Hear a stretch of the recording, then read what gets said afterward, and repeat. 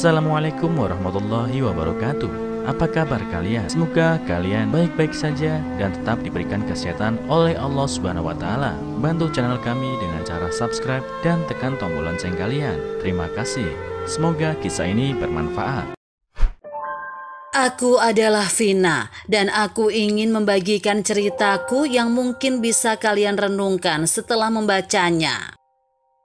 Terlebih lagi bagi para istri sekaligus wanita karir yang sedang berjuang dengan caranya masing-masing.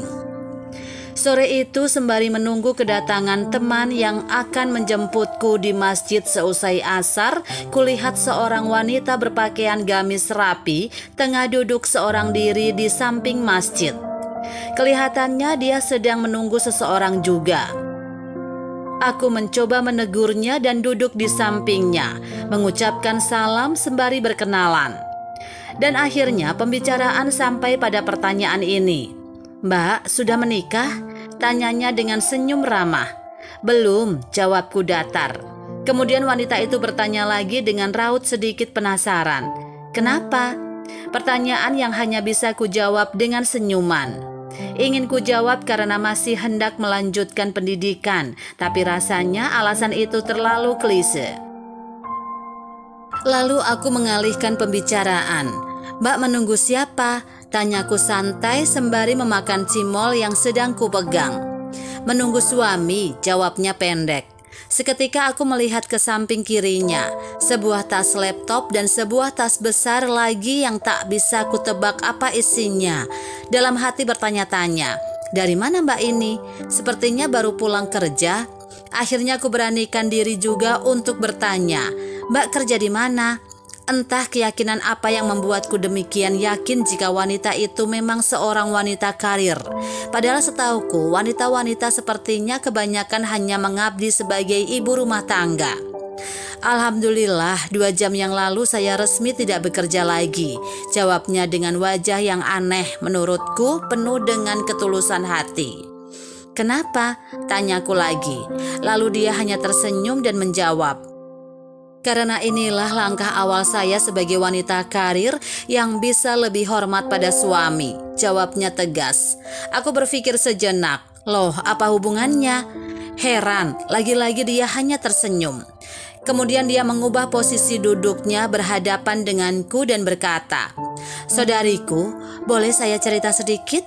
Dan saya berharap ini bisa menjadi pelajaran berharga buat kita para wanita yang insya Allah akan ingin didatangi oleh laki-laki yang sangat baik dan soleh saja." Aku hanya mengangguk tanda setuju. Saya sebelumnya bekerja di kantor. Mungkin tak perlu saya sebutkan nama kantornya. Gaji saya 7 juta per bulan. Di sisi lain, suami saya bekerja sebagai penjual roti bakar di malam hari dan es cendol di siang hari. Kami menikah baru 3 bulan, dan kemarinlah untuk pertama kalinya saya menangis karena merasa durhaka padanya. Kamu tahu kenapa? Aku hanya menggeleng tanpa keluar sepatah kata pun. Waktu itu jam 7 malam. Seperti biasa, suami saya menjemput saya dari kantor. Hari itu lembur, biasanya jam 3 sore sudah pulang. Setibanya di rumah mungkin hanya istirahat yang terlintas di benak saya. Ya, saya akui sungguh capek sekali kerja lembur sampai malam. Wanita itu menghela nafas sejenak dan melanjutkan ceritanya. Saat itu suami bilang jika dia masuk angin dan kepalanya pusing. Celakanya, rasa pusing itu juga menyerang saya. Berbeda dengan saya, suami hanya minta diambilkan air putih untuk minum. Tapi saya malah berkata, "Abi, Umi pusing nih, ambil sendirilah."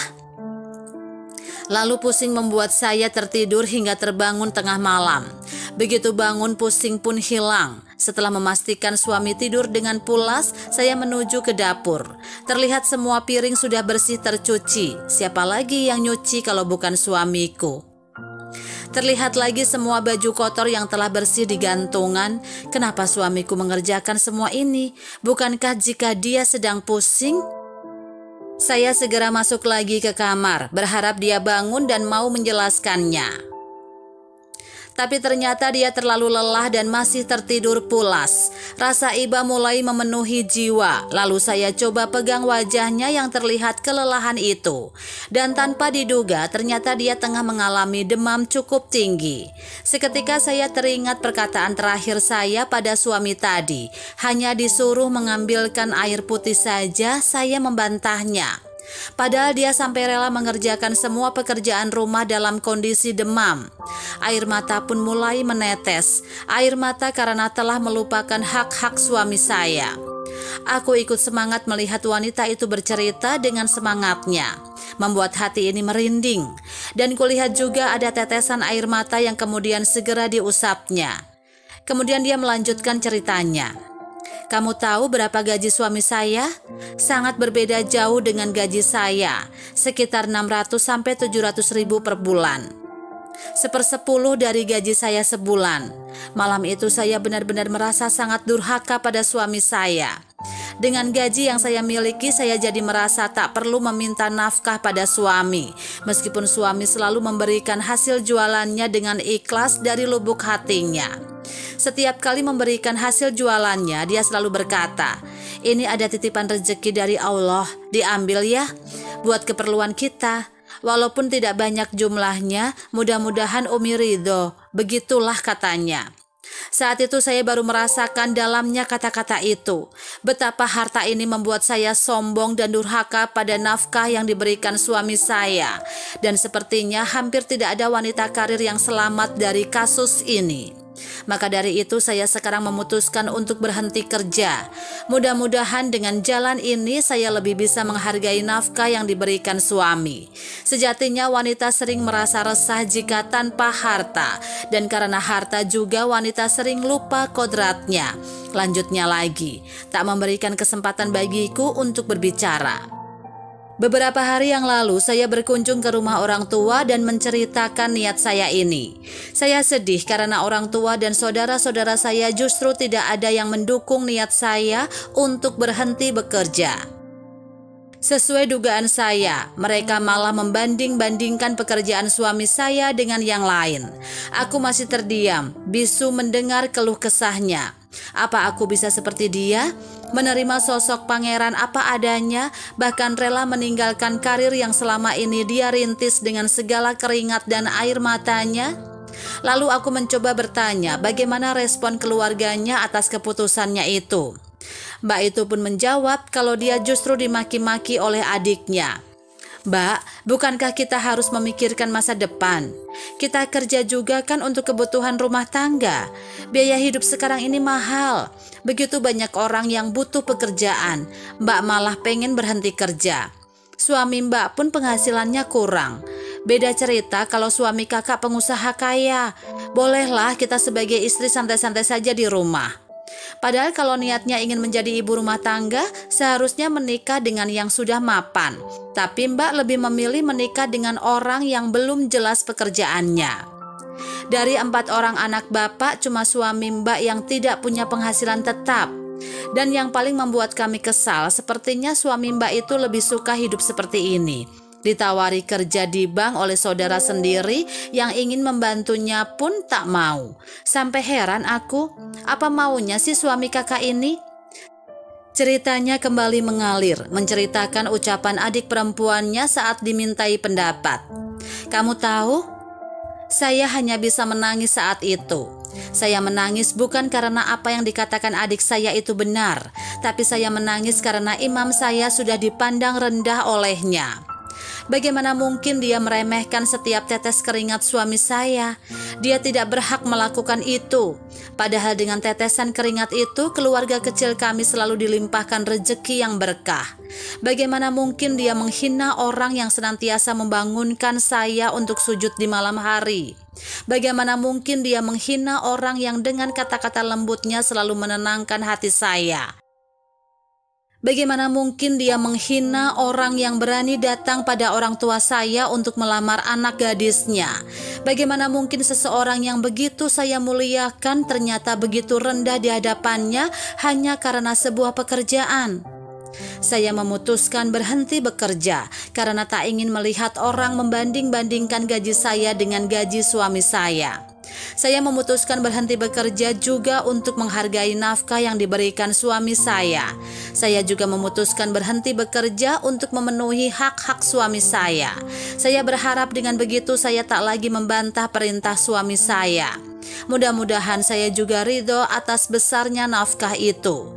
Saya bangga dengan pekerjaannya, bahkan begitu menghormati pekerjaannya, karena tak semua orang punya kepercayaan untuk melakukan pekerjaan seperti itu. Di saat kebanyakan orang lebih memilih jadi pengangguran daripada melakukan pekerjaan yang seperti itu, tetapi suami saya tak ada rasa malu baginya untuk menafkahi istri dengan nafkah yang halal. Itulah yang membuat saya begitu bangga pada suami saya. Suatu saat nanti jika kamu mendapatkan suami seperti suami saya, kamu tak perlu malu untuk menceritakan pekerjaan suamimu pada orang lain. Bukan masalah pekerjaannya saja, tapi masalah halalnya dan berkahnya.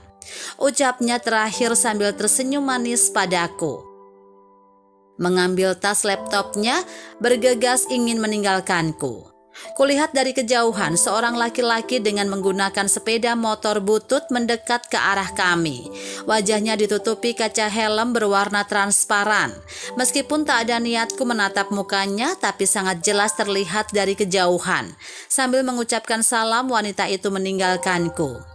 Wajah itu tenang sekali, wajah seorang istri yang begitu ridho.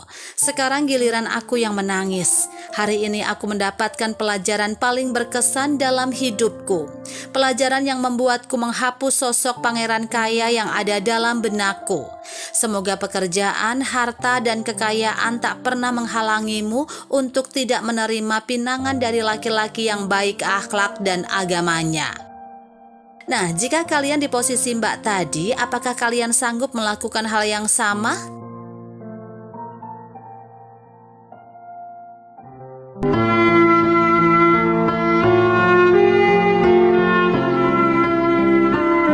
Assalamualaikum warahmatullahi wabarakatuh. Apa kabar kalian? Semoga kalian baik-baik saja dan tetap diberikan kesehatan oleh Allah Subhanahu wa Ta'ala. Bantu channel kami dengan cara subscribe dan tekan tombol lonceng kalian. Terima kasih.